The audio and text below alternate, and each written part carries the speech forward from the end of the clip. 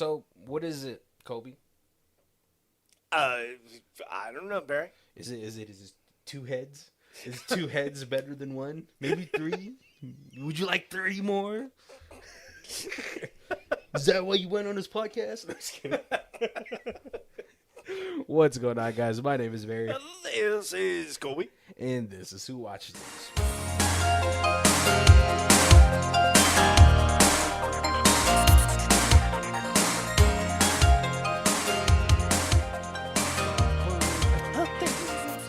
Welcome, guys, to the third week of They Did What? I had a brain fart for a second. Right? Yep. Yeah. I might even have gotten that wrong, but No, that's right now. Yeah. I did that last month when I was doing the movies. hey, you get brain farts, right? Yeah. It's just so real. So the pressure's on.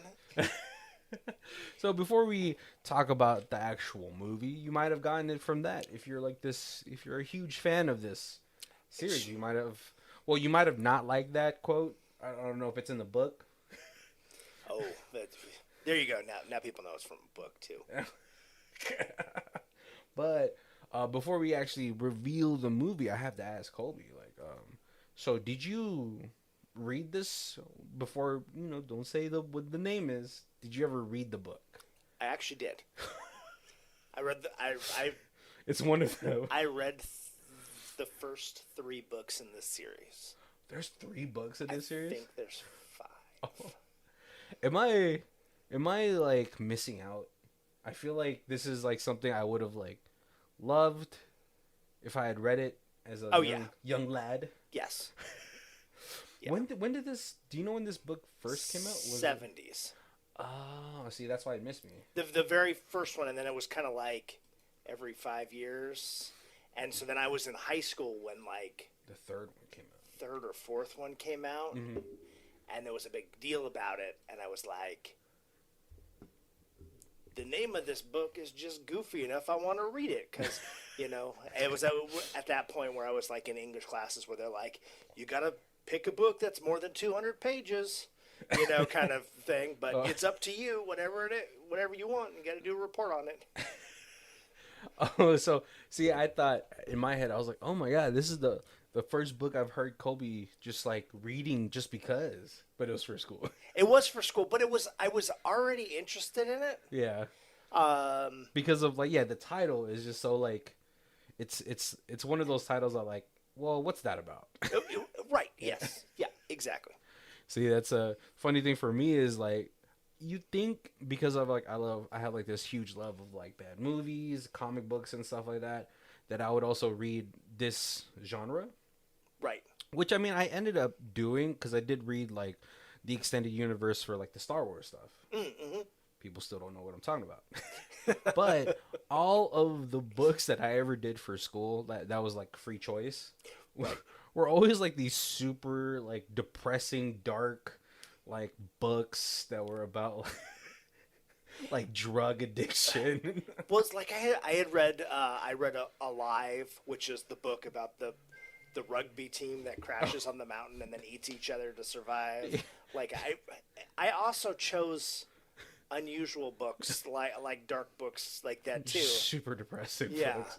I always got the ones that were like they're like memoirs from drug addicts or parents of drug addicts. I'm like, oh my God, they sucked. What?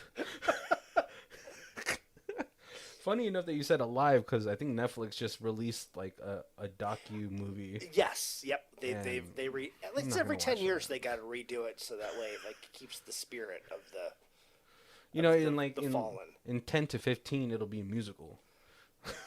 Like the Cannibal the musical. Cannibal the musical. Someone's gonna just be like, "That's not funny, guys." How long ago was that? Before South Park, right? Because it was Matt Stone and Trey Parker. Okay, so yeah, because they already did an episode about that, didn't they? Oh yeah. Yeah. Okay, so we could say that. But like, let's go ahead and reveal this movie to you guys, all right? Because I know you guys. It for us. I know you guys are wondering, all right. Arthur, but he's no Pendragon. He's always slouched, and his feet is always dragging. He's always wished for a bit more, and that's when he gets saved by his friend Ford. Now he's in a befuddled state in space off Earth's gravity. Can he pick up some tricks from the Hitchhiker's Guide to the Galaxy? It was hard, man. This almost felt like a sonnet. Yeah.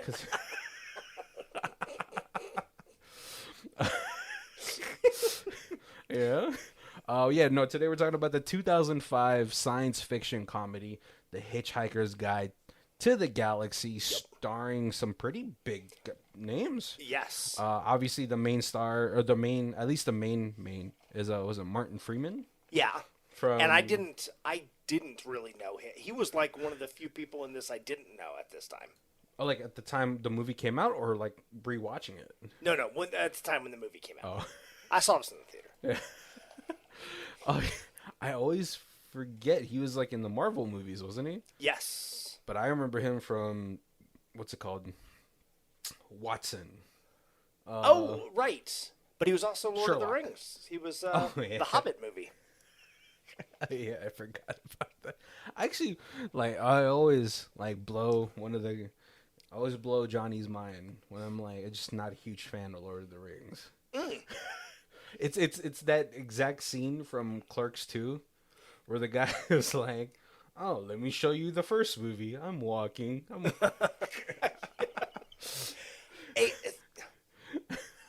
They're beautiful movies, but they're long. They're excessively long. Like, very few times, like, is there like a fight scene where I'm like, okay, let's just finish this fight scene so we can move on with the movie. But there was a few like scenes like that in the Lord of the Rings trilogy and the Hobbit movie. Yeah, I felt like they were just. I mean, yeah, it's just a lot of. Yeah, and then if you get the extended, uncut, super directors movies that are like all an hour and a half longer than the regular movie, that's already like over 3 hours. It's a lot. We got Sam Rockwell. Yeah, I don't think I've ever seen a bad movie that had Sam Rockwell in it. Right? That guy. I don't know if it's like his team, his agent, but whoever is picking the movies for him, if it's him, yeah, like has been like spot on each movie. Yeah.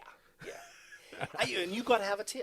That's great when you got a team who's like we will pick the correct movies for you. Yeah, it was like sorry, totally different, but the same. It was didn't they always say that was how Tyson became so popular? At the beginning, he went like 25 fights. Oh, Mike Tyson? That were like he just dominated, and it was not that he fought bad fighters, but that his team knew what type of fighters Tyson was going to be the best against. Yeah. And so they kind of were like cherry-picked around fighters that were going to make him, even though they're like, oh, we know you're going to beat this guy, but this guy's going to not make you look good. I would say yes and no, just because of the frequency of Tyson's fights. Because he would especially now, regular fighters, or like especially big name fighters, they're fighting maybe once a year. Right. At the time when Tyson was already like, I think the first 10 might have been cherry picked just to show how dominant he could be. Right. But after that, he was having like fights every month and still just dominating. Yeah. Yeah. It's just hard, man. It's just like you could say you cherry picked against Mike Tyson, but like I saw him train like last year at a right. He's 50 and 25-year-old me would have got whooped by his old ass now. We also have Yassine Bey, or the rapper formerly known as Mos Def. Yep. Who, I love him as an actor as well, because I love him as a rapper too. Right, we reviewed another movie, one with him with Jack Black. Oh yeah, store, Be right? Kind, Rewind. Yes, God, he was so good in that too. But I looked at his IMDb and he hasn't really acted since like 2018, 2017. maybe it's like a thing. I know maybe he's getting more spiritual. I know that's what he was like really getting into. So maybe that's what it was. But I love, especially this one. I kind of loved it that he was a little bit goofier than he was in Be Kind Rewind. Right. Because I think in that one he was a little high strung. Because he was trying to like keep, he was like playing the straight man. Yeah. But this one he got to be a little bit more goofy. We also have Zooey Deschanel, who was really huge during this time, and then obviously carried that fame on with like New Girl, right, and all that stuff. Oh yeah, totally out of the hots for her. Yeah. Back then. I see. Like it was hard for me. I was like, oh, who do I pick, her or the sister from Bones? Because she had really nice boobs.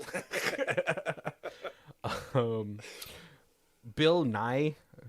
That's not the science guy, but when you said English that, and I was all of a sudden I was like, Bill Nye was in this.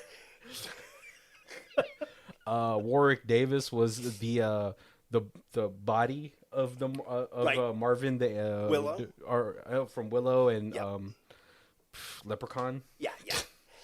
He was the body of Marvin, and Alan Rickman is the voice. Yep. Perfect voice, I think, for this.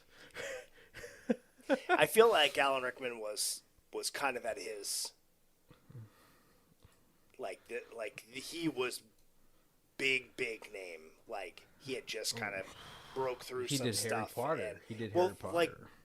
I feel like this was kind of that like he had really kind of become a star at this point. Like he had done a bunch of stuff before this, but it was like.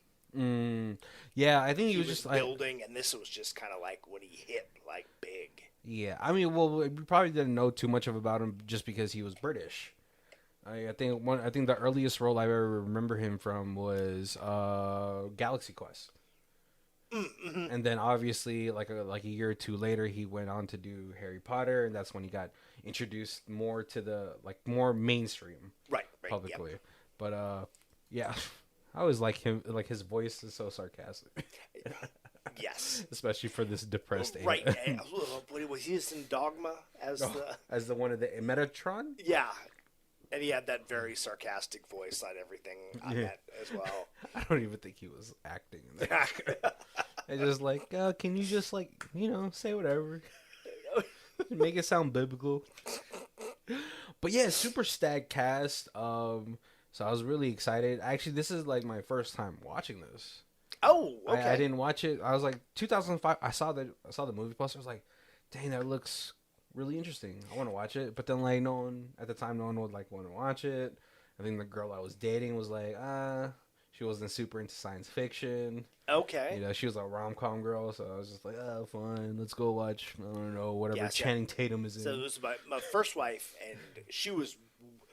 This is like exactly in like her groove of movies, so yeah, she totally wanted to see it. I had read the book, in high school, so I was like totally like I at least get I remember that book was fantastic, so hopefully they translated it into a movie. And by that time, it was already one of those things where it was like 10 years, so it was like I don't remember the specifics of the book, so it won't ruin it for you. So yeah, if things are different in the movie, I'm probably not going to notice unless they're really different.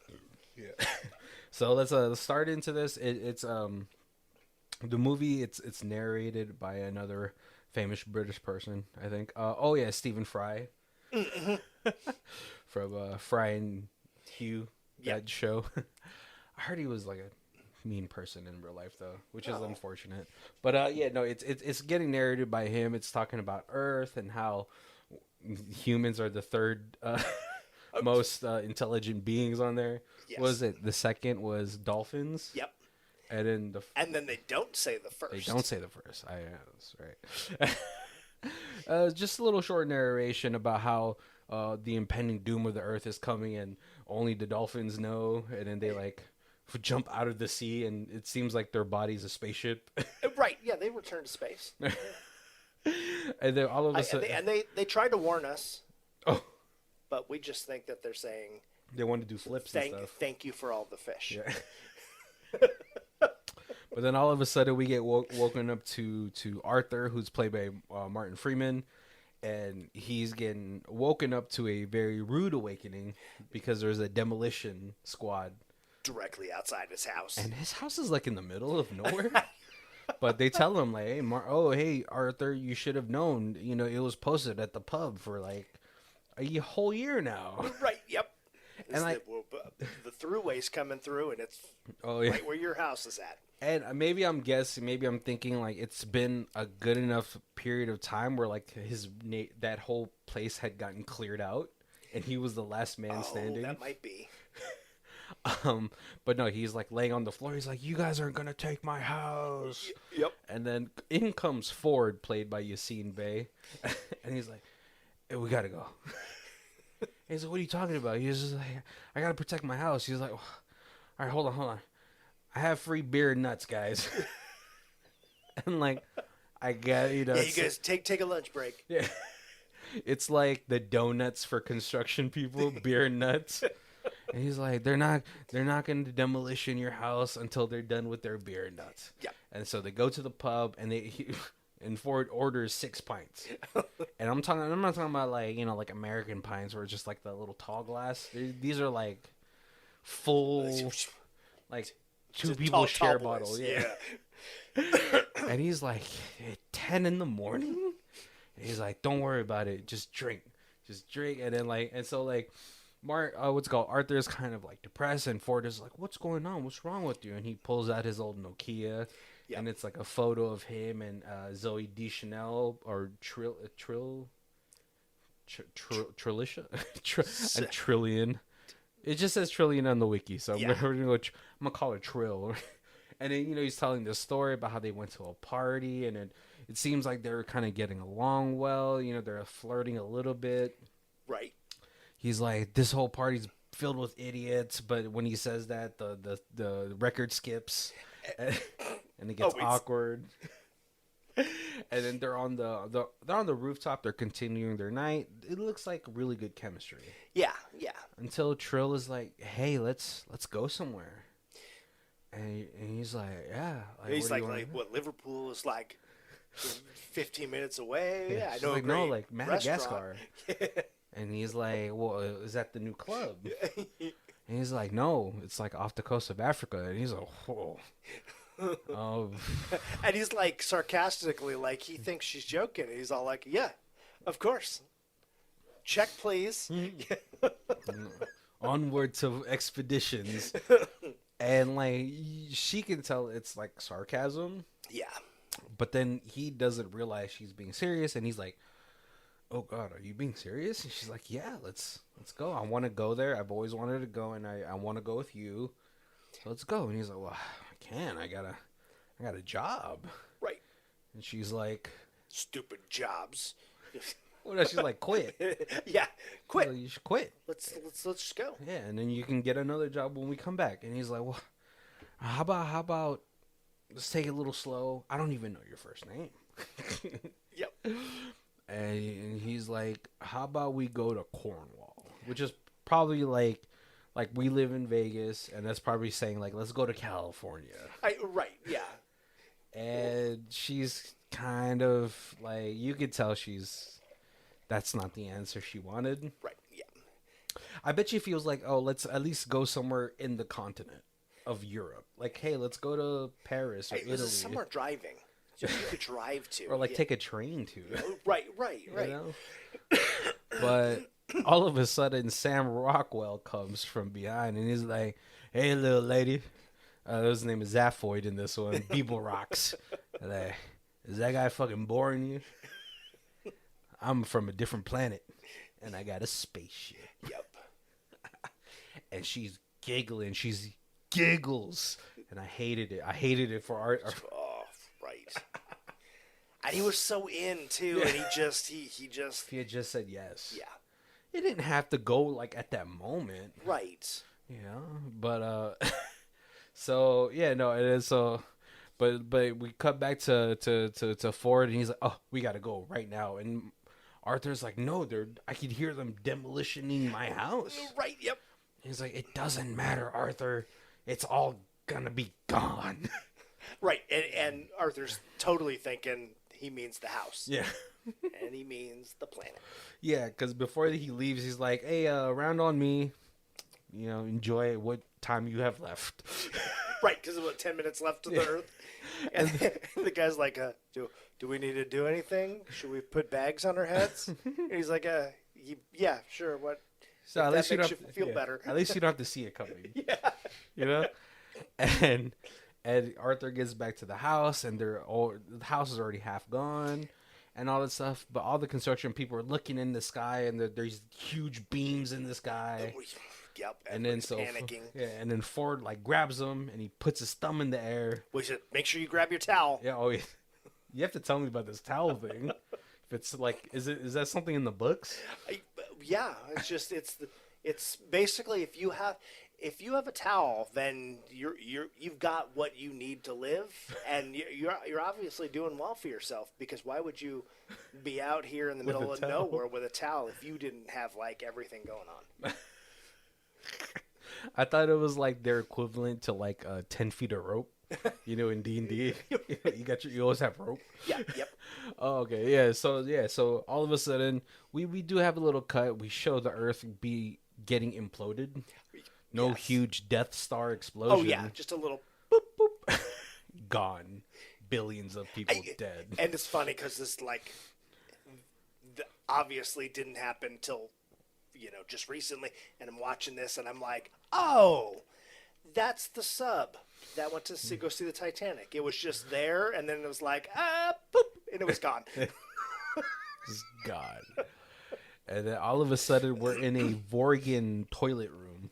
Yes. And you seen Bay or like a Ford is just like, hey, help me out. Hey, I saved you, right? And Arthur's like, you could have done something. Yeah, I saved you. Right. Basically, now we're even, because when he first came to the planet, to Earth, he almost got run over by a car because he thought cars were the dominant life force. So he was trying to say hello. And he was trying to shake hands with the car. And so he's like, yeah, we're here. So come on, help me. We got to get out of here. Vorgans are terrible. Yeah. And like, and what's it called? Arthur has this book. He has a guide. Right. A Hitchhiker's Guide to the Galaxy. And it's super cool. It's like an iPad. Right. Because you could ask it things, which the 70s thought of. Right, yeah. Because he's like, oh, ask the book about Vorgons. And it's like telling him, it's doing like a quick little run through, Vorgons are they're not particularly evil. They're just bureaucratic. Right. Super capitalist bureaucrats, yeah. Don't ever let them show you a poem. And then what's it called? They're able to sort of knock down a little, what's it called? Like a storm drain? Yeah. Or something. And Ford is able to stick his thumb in there and then try to send a signal out. Unfortunately, before they get captured by the Vorgons, Ford puts like this little parasite into Arthur's ear. Just fucking gross. Which it also makes sense, but it's just so gross. Right. Because the way it describes it is like it feeds off brain waves and then it shits out information. Because that's basically how it said it. That's exactly, yeah. Yeah, so then they said, and then the side effect is you can then understand every language. That's kind of cool, though. Right. But it doesn't say that. Oh, I guess in space everybody has that parasite in them, so they could all just understand each other. Right. Makes sense now. Right. But they do end up getting captured by and they tie them up, and then they read poetry to them. It's like forced poetry, and Ford is just like, please stop, no, stop. You don't have to, please. Yeah, he's so tortured. Yeah. And like the narrator is talking about how Vorgons are the third worst poets in the galaxy, followed by like this other civilization that had was like his name was like something the flatulent. Oh, means he farts a lot, and four of the people in his audience had brain hemorrhaging, like deaths. The past president was able to survive because he chewed off his leg, and then the first one is like some woman in Sussex. Yes, yeah. And thankfully, now that the Earth is gone, her poetry is gone as well. I don't know if they're talking about Emily Dickinson. Oh, I don't know. Oh, no. They said some woman's name. I forgot. Oh, yeah. And so, yeah, but they're able to, what's it called? He asked Arthur, what'd you think about my poetry? And he's trying to BS his way out of it. Right, yeah. Ford is like, that's a good job. But they end up getting shot out into space. Yeah. They actually end up into the, what is it? What is the ship called? Like, it was like the Golden Egg or something like that. Something like that, yeah. But lo and behold, who's in that ship? Right. And as things happen, the narrator is basically the Hitchhiker's Guide. And it kind of, like, it gives you, it's like you're watching, like, a David Attenborough or like a nature movie where they kind of all, like, explain the like small stuff. They're talking about, like, you know, how the worm is eating the leaf while you're watching, you know, an ant attack of the worm or whatever, you know. And so it's super interesting the way they kind of tell the story. Like, it's definitely a sci-fi movie, but it's so good. In a way, it's like still like this like nature documentary. Yeah. It's so good. I'm kind of mad at myself that I didn't watch it, and I'm too lazy to read books now. So I don't want to like. Maybe if I can get the audiobook for it, definitely listen to it. That'd be really sick. But so yeah, lo and behold, they're in the ship that Trillian is also in. Right. And I was like, harlot. And they just happen to be, again, they even like give you the probability of like, well, they're dumped into space, and the probability of somebody coming along within the 28 seconds in which they can hold their breath and they don't implode. Yeah, it's like 8 billion to 1 or something like that. Something like that. Some arbitrary number, and lo and behold, it's freaking Trillian, and they're in their ship, and Sam Rockwell is like watching a news about him, how he kidnapped himself and took the ship. Yes, yeah, because he's president of the galaxy. Yeah. I was like, the sector or like this particular galaxy, because I know there's a bunch of them. Right. But they end up noticing that they picked up hitchhikers, so they send Marvin, who's played by Alan Rickman, and Warwick Davis to go fetch them. He's a genius robot that suffers from depression. Because his brain is just so big. Yes. I mean, hey, they say ignorance is bliss. Right. Too much knowledge. Yeah. Marvin the paranoid android. Is that his name? Yeah. Oh, man. But what's it called? Trillian notices that Arthur's in there. So she, like, dresses herself back up. Because, at the time she was in boxers and, like, knee-high socks. Oh, yeah. Yeah. And they're like, and Ford knows the president. Right. He's like, from the book, they're like half brothers, half cousins, or something like that. But they're related somehow. Yeah, and so they're catching up and everything. Arthur's like, "Oh my God, Trillian, it's you. How have you been since you left me?" Is she like left the party with him? I was like, it's over, dude. Right, yeah. Like, if a girl leaves you at a party for another guy, you just gotta... You suck it up, yeah. Yeah. You go home. And, like, during this whole exchange, he's trying to tell her that the Earth has blown up, but the president, Sam Rockwell's like, whoa, no. Right, because he kind of half remembers him, because he basically stole his girl at this party. Mm-hmm. And he kind of half remembers, so every time the two of them start talking, he's like, oh, he's trying to steal her back. Let me go interrupt. Yeah, and then we learn that he has a second face. Yes. And a third arm. I was like, what's going on? But no, he ends up showing Ford a video clip of these two little girls talking to this huge supercomputer that they had built. Right. And what is it called? The Great Thinker? Deep think. Or deep thought. That sounds like an OnlyFans girl now. Yeah. And they built this, the world's, or not, the galaxy's greatest computer, so that they can calculate the answer to the ultimate question. Yeah. What is the meaning of life? Why are we here? The galaxy and everything. And deep thinker or deep thought. Yeah, I think it is deep thought. It's like, give me like 7 million years to process that answer. Yep. Which is like, that is so long for a computer. Right. But this was the 70s. Right? And I remember, so this is how old I am. I remember playing chess against the Atari 2600. And the first few moves were fine. It was pretty, like, time to time. Yeah. But once you got past, like, moving your pawns, like, you would move, and then the computer would go to calculate their move, and it would be, like, 15 minutes that you just sat there waiting for the computer to make its chess move. Is that the only game your mom would buy you? No, I didn't even have it. I had it at my friend's house, and I remember we played a game of chess, and it was like 4 hours to play a game of chess against the thing, because we had an overnight. We just sat there playing. You guys couldn't just play chess against each other? Well, we had Sorry. Right. Why would you ever play real chess again? But yeah, and it was smart. It played well. I mean, it played well against 13-year-olds. Yeah.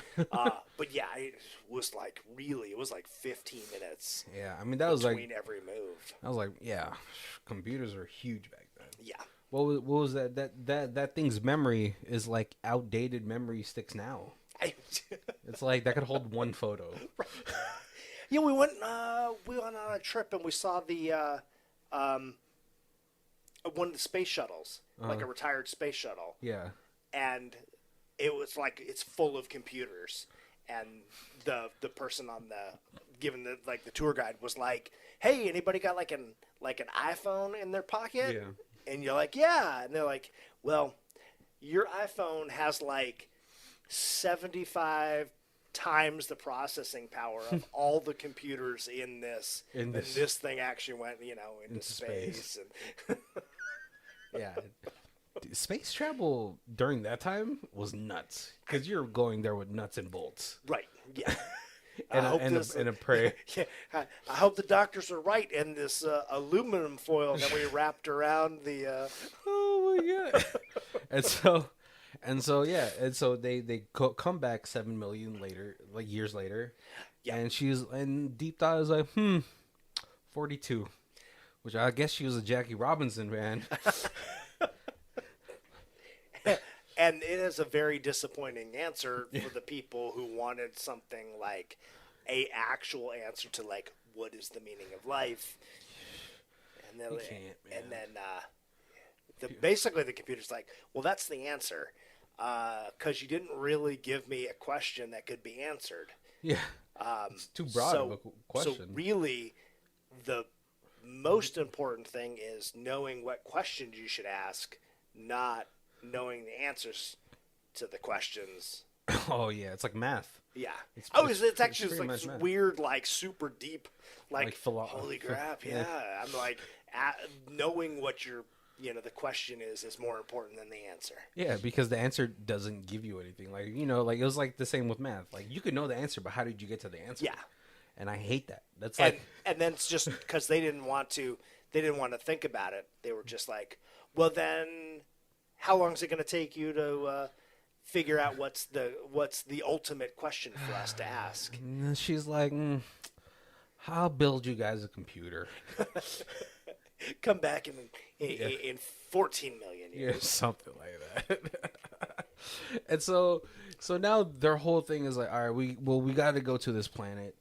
It's where the Deep Thought is. It must have an answer by now.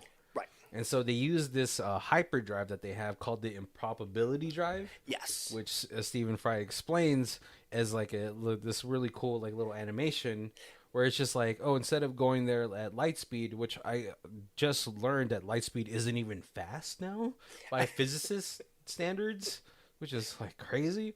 That like instead of going there that way and then having to go through this maze, this drive takes you to countless, like an infinite amount of dimensions or whatever. Right. Where there's no obstacles, and then it's like you don't even know if you'll be normal by the time you get to your thing until the drive. Right. It's a weird, super early version of like the multiverse. I mean, would it be this super early version because it's just a way of travel, and they do go to different. But like the idea. Oh yeah. Of like you're traveling parallel universes through this infinite amount of parallel universes, because that's the quickest way to get to where you have to go. Right. They end up coming on the other side as yarn versions of themselves, which is really cool. Arthur ends up throwing up, but then by the time he's still throwing up, they go back to like their normal, and he's like pulling yarn out of his mouth. Gross. At least it didn't turn into throw up. He's just like, no, just throw up in your hands. Oh yeah. But they accidentally end up on a planet with John Malkovich as the head of a cult. Right. Or maybe not even a cult. It's just that planet's religion. Yeah. And they have like this really funny interaction. And that religion is that life was created by a celestial being that sneezed life into existence. Yeah, so like their prayers are like, achoo. But John Malkovich is like half a person in this whole thing, but he's like he's super salty at Sam Rockwell because it's very much, I think, the presidential situation during the time, right, with John F. Kennedy and Richard Nixon, because they say that the people who listened to the radio said Nixon won, but the people who watched it said John F. Kennedy won their debates because they were able to see, no, that's Martin Luther King. I don't know. I have a dream. That's like Nixon. I'm only like, I am not a crook. That's the most quotable Nixon line. But yeah, it's definitely this. Malkovich was like, I am obviously the best candidate to rule the galaxy, but Sam Rockwell, he is super fun and charismatic, and I'm a little creepy, so everybody voted for him, even though he's an idiot. I mean, you could even apply that to today's thing, Donald Trump. Donald Trump is our Sam Rockwell. And if he ends up running again, I'm pretty sure he's going to win. Right. Because he's... and then when when the story was written, it was kind of that Nixon. Yeah. When the movie was made, it's like George Bush versus Clinton. No. Oh, no. Oh, when it was written. Or when like this movie was being produced. It was Obama. Oh, produced. Because George W. Bush was already in office when this came out. Okay. Yeah, so... I mean, you could also do that with, 2008 was when he came into office, Obama. It's just super applicable to any... Every election, yeah. But, Donald Trump is probably the best version of that. Yeah. But then Sam Rockwell was like, hey, listen, we're trying to go to, was it Mathia or something like that? Mathadia? Something like that, yeah. And then so, what's it called? John Malkovich was like, all right, fine, but you have to give me a gun over there. Right. Yeah, there's a super gun, a super weapon. Yeah, and I need it. So they're like, all right. So they end up doing that, but as they're trying to get back to their ship, the Vorgans come and capture Trillian because she saves them. Yeah. And I was like, so funny that while you're being captured, you're not calling for Sam Rockwell. You're calling for Arthur. Who's the deep thought now?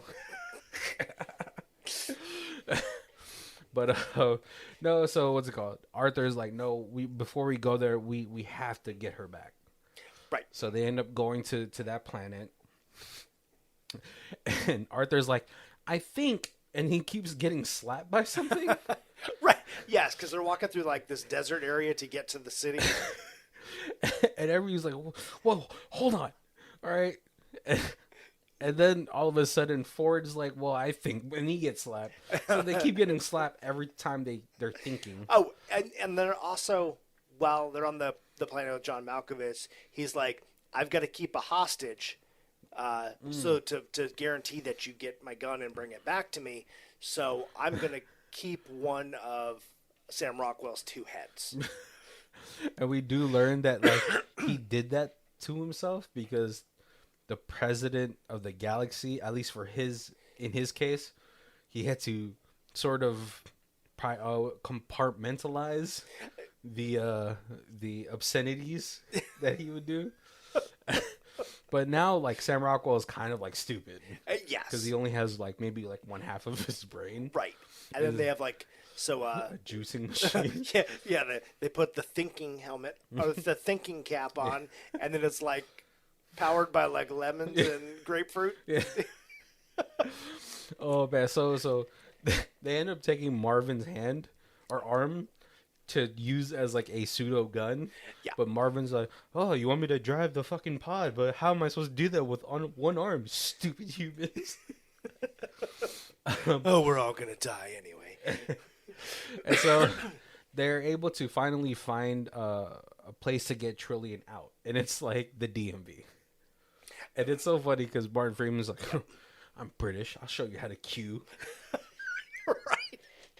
So proper. But he's like, hey, can you do something about this? You're the president. And then this is another funny thing, another funny line in here, just because at least for me, I'm not to be too political, but it's sort of rings true where like Ford is like, oh, he's just a face. Or he's what's it called? He doesn't have any real power. He's just supposed to distract from it. You're the president of the galaxy. Can't you speed this line up? He's like, he doesn't have any power. He's just supposed to distract you from it, from all the things that are happening. And then Sam Rockwell's like, oh, I don't like that at all. I'm the president. Move. And it's so true to the bureaucracy of things because the lady's like, oh, well, you have to fill out this form. Right. Yep. And he's like, oh, it's a presidential pardon. Well, you have to fill out the presidential pardon form. Yeah, and the the Hitchhiker's Guide actually kind of goes through this like a little bit earlier on like all the steps when you're dealing with the bureaucrats. You know, you have to fill out the form. It has to get approved in triplicate. It has to get lost. It has to be found. It has to be then lost again, buried, and then the tree that is planted on top of it has to sprout fruit, which will give you the answer and the final approval. It rings so true because I still haven't gotten my tax refund yet. Just kidding. No, but they're able to save Trillian before she gets like murdered. But then during the whole time that she was in prison, she did learn that the Earth got blown up, and it was signed by the guy that she decided to be with. Yes, which I'm pretty sure is like another metaphor for something. Right. Even today. And it's not even a signature. Yeah. He's just like, oh, I'm famous. You handed something to me. I'm just gonna autograph it. Yeah, loves and kisses. Yeah. So she's obviously super pissed. But they're able to get her out, and they're able to finally get to like Methadia, or whatever it's called. But like during this time, she's just like, oh no, this is probably a little bit after. But no, and so they come into this planet. They're about to get nuked, but they're able to sort of evade it, and they come into this field, and there's like 3 portals. Oh yeah. And Sam Rockwell's like, it's this portal. I know it. I was like, I don't know if I want to trust you. Right. And he's like, I got great instincts. He's like, yeah, well, he's lost half a brain. And he's really dumb, but he does have good instincts. Hey man, you gotta have family. You know, they're family. You have to have his back a little bit, you know. And then it's immediately like it was at the first meeting. Yeah. Where Trillian's like, well, let's just do it. And she runs and jumps through. Yeah. And Arthur's like, no, we have to think this out. What if we go through and we can't get back? Yeah. It's too much thinky think. Yeah. And Ford's just like, well, we'll go through. If it's the wrong one, we'll come back and we'll try the next one. Yeah. Sometimes you just got to be like the Juggernaut. You know? Just go through the wall. Oh, right. Yeah. And then he ends up Not everybody getting- goes through, and he still sits there and contemplates for so long that basically the little portal closes. Yeah, and he doesn't know how to turn it back on, so he ends up sitting out there. Meanwhile, the three of them are going through this. They reach deep thought. Right. And this is where we actually find out that the computer that she built was Earth. Right. And meanwhile, Arthur gets picked up by Bill Nye. He's like, "Oh, you're here. Well, here, let me show you." And in the weirdest first interaction, you're like, "Is that God? Is that who? Is this supposed to be?" And he takes. He's like, "Well, here, sit on here. What was it like? Hold your breath or chew on some gum or something, because a lot of people get sick during this portion, right?" And they're going through this tunnel super fast, but it's like sort of the galaxy, right?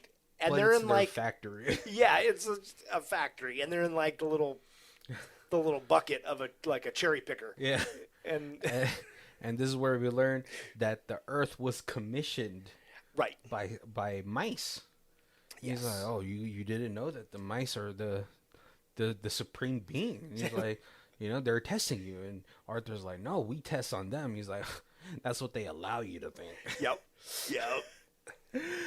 And there's a funny part where he's all like, "Yeah, we're basically just building around planets because we did a bunch of custom planets, but then the economy fell out, and so we've still got these mock planets that are squares and triangles and stuff, but the funding is not there anymore, and unfortunately, the building is kind of slow. But hey, the mice commissioned a backup Earth, so taking you there right now." Yep. So he ends up getting there, and they bring him back to his house, and he goes in there, and all of a sudden, the three of them are also there eating food, right? Just gorging, and they're like, and he's like, "Oh, finally some tea." So he's drinking the tea. Oh, right, because the whole movie, everywhere they go, he asks for tea. So British. The couple places that have something like it, it's not it at all. Yeah. And then the mice come, and then they're trying to extract the brain from Arthur. Right, they're just like, well, you're the only living Earthling. You got to tell us the question. Yeah, you have to answer. We're still looking for the question. But he's able to bust a flex out of that thing. And he ends up killing the two mice, and then when he lifts the lid up, it's the two little girls. Yeah. And they're like, "Oh my god." And then now they're like, well, Bill Nye's like, well, he's talking to the higher ups, and he's like, well, I mean, they're still here. I'll ask them what they want to do, And he's like, "Hey, Arthur, do you want to stay on this Earth? And well, what do you think this Earth doesn't need?" Right. And then Arthur is contemplates for a little bit, and he's like, "Well, I don't think this Earth needs me." Yep. Because they still have a super sweet ship. Yeah, they do. And at this point, one thing I want to say is the gun that they did have, it's a POV gun. Super hilarious bit. Yeah. That it was commissioned by the Council of Wives, because they got tired of men not understanding their plight, so they commissioned this gun to shoot at their husbands so they can understand what they're going through, which probably need that now more than ever. I don't know. It's harder, getting a job or dating. Yeah. Oh man. And so so now the movie's sort of convening to its end. The vice president, who is super in love with Sam Rockwell this whole time, is finally able to grab Sam Rockwell, and now Ford and Trillian and Arthur. Ford is like, "Oh, I know the best food in the galaxy. It's at the edge of the galaxy. Yep. Guys want to go there?" And he's like, "Yeah." And that's a little like a little Easter egg because one of the books is called The Restaurant at the Edge of the Galaxy or something like that. Oh, see, that's really I gotta listen to these audiobooks. It'd be really cool. And then the movie comes to an end. Let's go to our other section before we talk about what the things that we liked of this movie. We got high star, low star. 10 out of 10. Hitch a ride, have some fun. Awesomely entertaining this was. I disagree with Ebert and Roper. The effects were not cheesy. The characters were amusing, to say the least. Big thumbs up for me, although I didn't see the original TV miniseries, but I hope it was as good as this version. The story centers around Arthur Dent, a man with no luck. He fails to get a date with the beautiful female Zooey Deschanel. His house is facing the wrecker's ball, but his best friend Ford tells him that he is an alien from another planet and Earth is headed for demolition. While Earth is being destroyed, Ford grabs Arthur, hitches a ride aboard a ship, but as soon as they are caught aboard the ship, they are tossed into space, but are soon picked up by the space president, who pretty much acts like a drunk. Yeah. Oh, yeah. Is Ford's half brother. That's all I'm gonna tell you. It was sci-fi comedy at the best. I can't seem to. The cast seemed to work well together. They all appear to be having so much fun. And then we have 1 out of 10, a very major letdown. Well, it's been a long wait and all for nothing. This is everything the film should not be: badly made, loud and bombastic, and mostly wrongly cast. Freeman is just not right. Rickman's voice is good, but not in a body of a 4-foot tall robot. Also, he and everyone else speaks too fast. That's one of the major problems, is the pace is too fast. There is no sense of story, character involvement. I do not believe Adams would have approved held out all his life. Ever wonder why? I don't know. That sentence. Usually I can kind of like decipher it before I read it.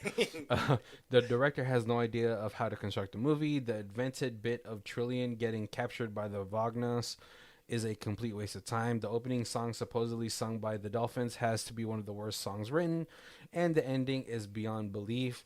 There are 1 or 2 decent bits, but they are far outweighed by the overall badness and misconception of this sorry enterprise. I think he meant to say premise. I don't know.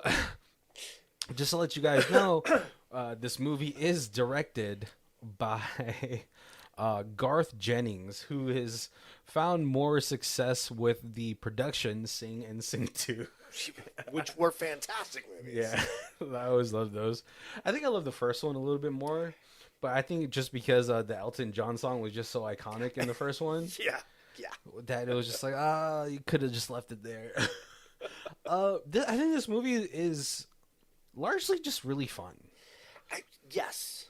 I like the dialogue. I think the dialogue was pretty smart in this. As far as anything, I don't. Maybe the 1-star guy or 1-star person had read the books, and maybe that's why he was so pressed for it. Yeah, so I always like look at other people's reviews and see if I can find any like tidbits of information or whatever that I might have missed, or other people's points of view, because I'm one of those people who kind of always likes everything, and I can find the good and everything bad, and so like I like to hear why people dislike things. Mm-hmm. So I guess this was originally a radio show that got got written into books, mm-hmm.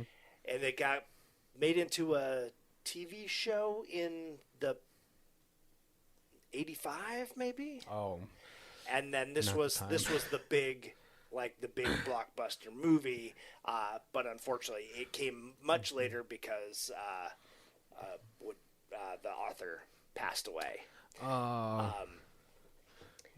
Which is always unfortunate. Yeah, a lot of the stuff that people were saying was that the author definitely knew that every medium to tell a story was different. And so he really didn't have any problem changing things in stories to make it fit the medium that you were trying to get it. Because obviously, radio, he had to change it a lot to make it a book. And then the book, he had to change it a lot to make it a TV show. And the TV show, they had to change it a lot to make it a movie. And the original screenplay for the movie was written by the author. Oh. But it was a lot of time between when that came out and when it got produced, so there was a lot of changes. But it was at least the movie was at least based primarily off of a version of the storyline that was written by the original author. Yeah, see, like sometimes I think a lot of people don't like to think about that. How things have to be translated differently into different mediums. Right. And I'm glad that the original author was like, well, that's just the time constraint and all that stuff. This probably would do so good today as a show, like a series on a streaming service. Right, yeah. So you get a Netflix or a Prime, Hulu, something to pick this up. Not Disney, please. Not Disney. But it's funny too because it was like, the main character kind of like, if you're going to pick a different actor, I think I would like maybe Jay Baruchel. I don't know if you know who that is. She's Out of My League. Oh, okay. Yeah, just like a very meek looking. Yeah, because Martin Freeman, as funny as he is, his face more looks like a grump. Yeah. Not to say that he's like, a bad looking guy, No, I don't think that at all. But I think the character for like Arthur Dent, like the way he acted in this movie, it feels more in line with like if he was like a meek, maybe like a scrawny, kind of nerdy, socially awkward. Right. Which would really fit a lot. I think Ford was perfect as Yassine Bey. I remember liking his character because like some of the reviews and stuff were saying like he plays it so boring, but if you like from the book, he is a like an editor for the Galaxy, or the Hitchhiker's Guide to the Galaxy, and so he's basically going to planets and stuff and then living there for 10 years just to make sure the information is up to date in the guide is correct. Yeah. He's the editor for Wikipedia, like nowadays, basically. And what a boring job that is. So he's just like, how exciting do you want this person to be with this profession, right? And it's like the funny thing about this too is like this movie came out in 2005, and it plays out so much better than Valerian did of 1,000 Cities. Yes. Which that was already like going from the graphic novel to like a movie median. That was like super ambitious. Right. Just because of the scale. And like it's always hard to scale like space movies. Right? Because like how do you do it? How do you do it without making it look too CG? Right. And everything. And it's just like you have to, it's hard because I think you have to pick your spots of where to show like a grand scale, and then shrinking it down smaller to be more visually appealing, but like also realistic looking. Right. And this movie I think does that pretty well, where it's like you're in space, but like you're in ships a lot, and then when it shows like more grandiose things, like when he went to see the factory, the planet building factory, that was a really cool like glimpse. And this is like 2005. That was like in the midst of like making everything CG heavy. Right. And I loved that they opted to make all the characters practical. Yeah. All the aliens are all suits. Yeah. It still looks so good. And nowadays they would just be like, or even 10 years ago, they would have just been like, CGI all these aliens, and it would have been because they still look so good. Like this is my first time watching it, and it's 2024. Right. Right. It's like 19 years ago. I want movies nowadays to have the aliens look as good as these. And they look uncomfortably like, because their like bodies are like, it's like a jelly bean with like toothpicks as arms, and they're like always so sweaty. So they're always so moist. And you're just like, no, I'm alright. Please don't touch me. I also like the little future tech that they put in here. Cause like there's a scene where they what's it called? Arthur goes to grab some tea because Trillian is like, oh yeah, we have a like a kitchen. Right. Yep. And it's like this nasty brown liquid. It comes out. He's like, that's not tea. She's like, I said it's kind of like tea. And there's like, this is the scene that was kind of funny to me because it was just like, this is where Arthur is sort of showing his like insecurities and stuff like that, which you could also mirror that to any situation, right? Right. After being left at a party by a girl that you really like. Yeah. But she tries to it sucks and it's kind of sad to see it, but she's like kind of downplaying his like whole emotions about it. And she's like, Arthur, you didn't even want to go to Madagascar with me, and I'm in fucking space, bro. Which, I mean, valid. Right. Super, Yeah. I'd leave you guys in a heartbeat to go to space. If I could be Peter Quill in space, I mean, I'm going to come back. Like, I'm not going to be like her and never come back. I'm going to come back like, you're going to be like, oh. I wish she totally wanted to come back at some point, because when she finds out that Earth's blown up, she's like super distraught. Well, at some point, I would come back like 3 months later. Yeah. Oh, yeah. Yeah. I'd be like, Colby, there's cheeses out there that you don't think I'm not gonna come back like in a short from a different galaxy? Yeah. Yes. I'd be like, wait, hold on. Actually, first you have to eat this, and I'll just throw like a worm in your mouth. But this cheese, they call this a lifetime cheese. You're gonna live an entire lifetime right now. But just to warn you, you are going to have a seizure real quick. But I got you.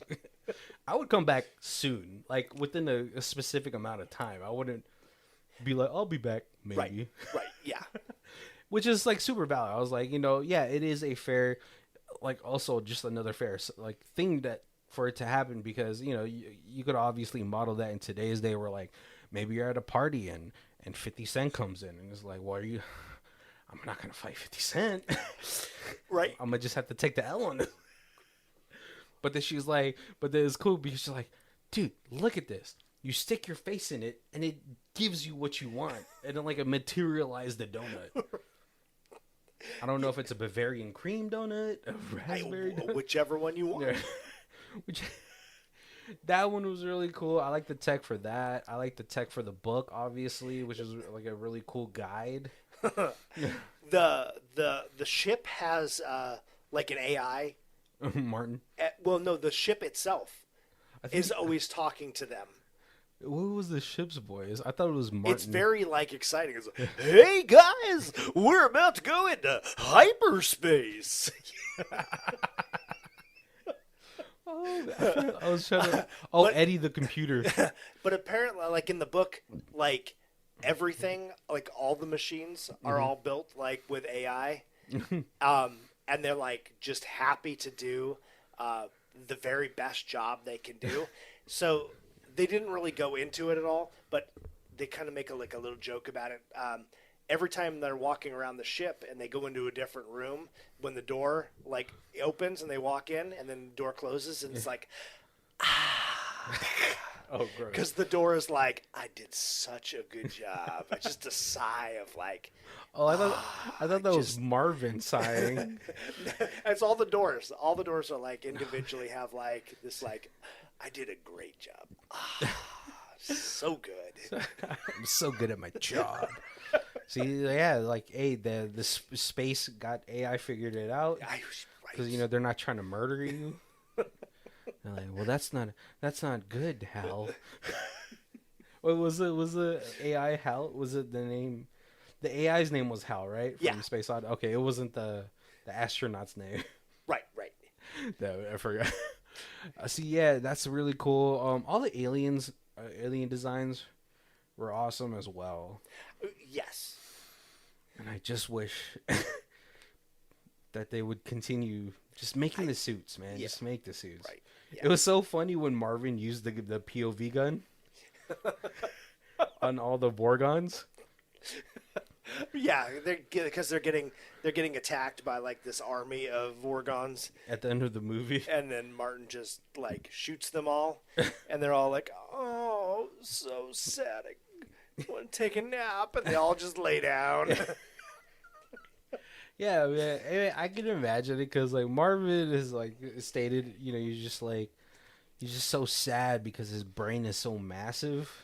Right. That like the weight of everything, of all this knowledge that he holds, is just like so depressing. And it's almost a joke because they always talk about that, like, the smarter you are, the more likely you are to like suffer from depression and anxiety because you see you grasp all the badness of everything that's around. Yeah. I mean, it's definitely like, just look at it like as like, being a kid versus being an adult. Like, I can't do fucking roller coasters anymore. It's just too scary. But like as a kid, you could not get me off a roller coaster. Right. Yeah. I haven't been in the ocean in a while, but when I was growing up, I was like deep in the ocean because I used to like surf and boogie board all the time. Right, you just like a little buoy out there, just hanging out in the ocean all day long. Yeah, like I mean, even as a kid, I knew that there were sharks and stuff. Right, but I'm like, now I don't know how deep I would swim into that and all that stuff. Maybe like maybe a quarter mile at most.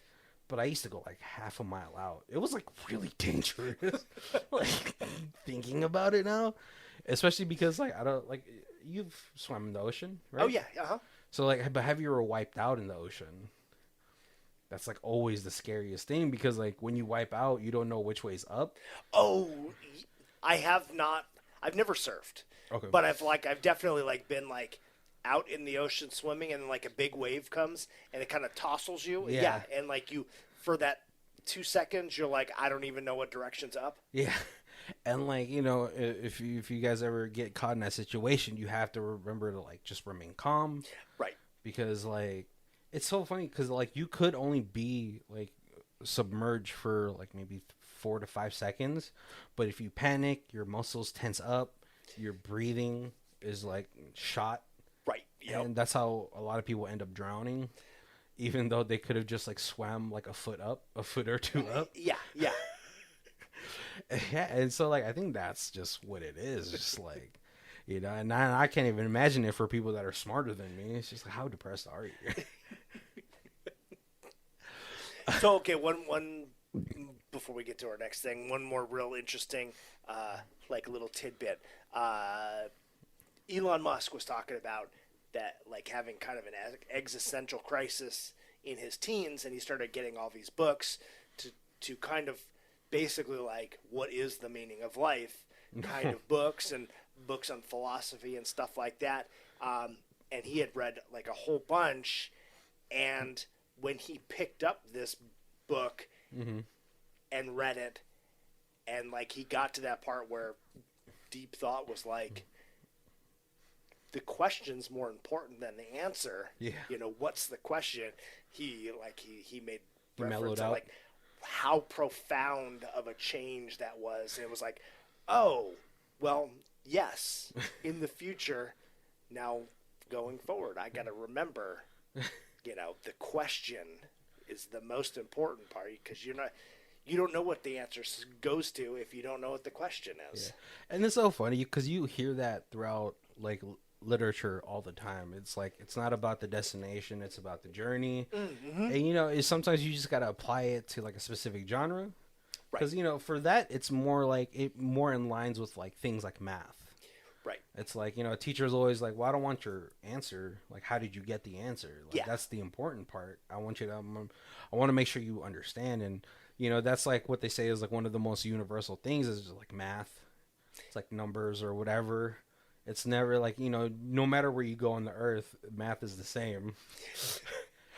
Exactly. Yeah. And I'm pretty sure it's the same in space as well. And so maybe that just resonated a lot harder with Elon Musk, just because he's like this, he's a math person or he's a science person. Right. So that, because, you get so wrapped up in like, well, what's the answer? What's the answer? Yeah. Yeah. That like, well, are you even going to understand the answer if I give it to you? Because even kind of Jurassic Park kind of did that, where they were like, we were so excited, or they were so, Jeff Goldblum was talking about it. They were so excited that they could make dinosaurs that they didn't even ask if they should. Oh, like, right. So they were like, wrong question. Wrong question. That's not what you're looking for. What you're looking for is to even do it. Right. Yep. And that's really, I think that's probably one of the main points of this movie. If you're going to take something away from this movie, the dialogue I think is smarter than that 1 out of 10 guy is like sort of saying it, because I like, there's little quips in this movie that you don't even catch on the first run. Oh, and you're like, oh, that was hilarious. Yeah. There's so many things rewatch it. Like I said, it's probably been 10 years since I've seen this. So many places on this that I was laughing. I was like, oh, I totally forgot about the little fly swatters that like are smacking them in the face every time they have a thought. Yeah. And it's just so fitting for that planet, for the Vorgons. Yeah. Because they're like, what are they saying? Like, I don't know why they do poetry. They can't even spell. Right. And it's the planet of just like, don't think, just follow the rules. Exactly. It's a utopia. Right. It's a bureaucratic utopia. Everything is ran by paperwork. Yep.